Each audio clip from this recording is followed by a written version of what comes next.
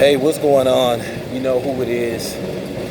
You know what it is. All right, you guys, peep game. All right. Well, here's the thing. All right. Here's the latest on the dilemma between Julio Cesar Chavez and the Daniel Jacobs fight that's going to happen in Arizona. I think December the 20th. It appears that Eddie Hearn is being Fast Eddie again. You know, basically, what's supposed to happen was they sent a VADA agent over to the wild card gym to test him. And when he arrived, he refused testing. He says, hey, I haven't signed the contract yet, so therefore I don't have to take any drug testing. Now, Nevada says, hey, Eddie Hearn asked for the date. And they saying basically under Nevada State athletic rules, if you ask for a fight date and you secure it, then basically they have the right to test you. So this is where it gets fuzzy. So basically, he refused to take tests. They say the agent waited for a couple of hours. First, he waited for him to get there. Then he refused to take it. Then basically he left, never came back. So then he was placed on suspension. Now what they're saying is when you placed under suspension in one state, you're not allowed to fight anywhere else. Now basically Eddie Hearn tried to undermine, or basically he did undermine the Nevada State Athletic Commission by trying to take the fight to California.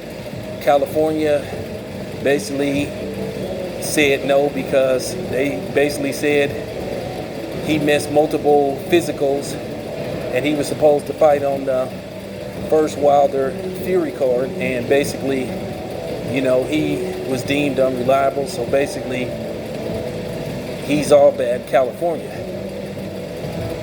So then they go to Arizona. Arizona's like, hey, we'll take it. We'll license him to fight in Arizona. But the question is, should he be fighting in Arizona because he's supposed to be under suspension? Now, he has a hearing, I think, on the 20th. And basically, if he takes a drug test and pass, they'll lift the suspension. But they're saying basically he's suspended, so he's not supposed to be able to fight. They basically are saying that when you're suspended in one state, you basically is supposed to not be able to fight anywhere.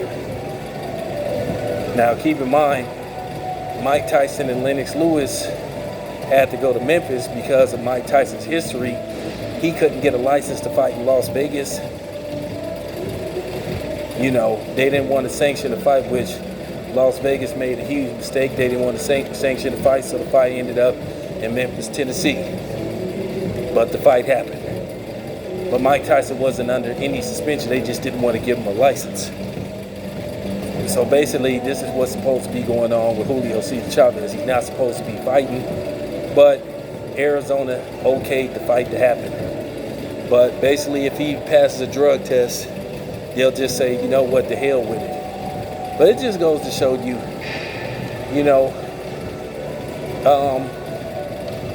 at the end of the day, whatever's going on with Julio Cesar Chavez,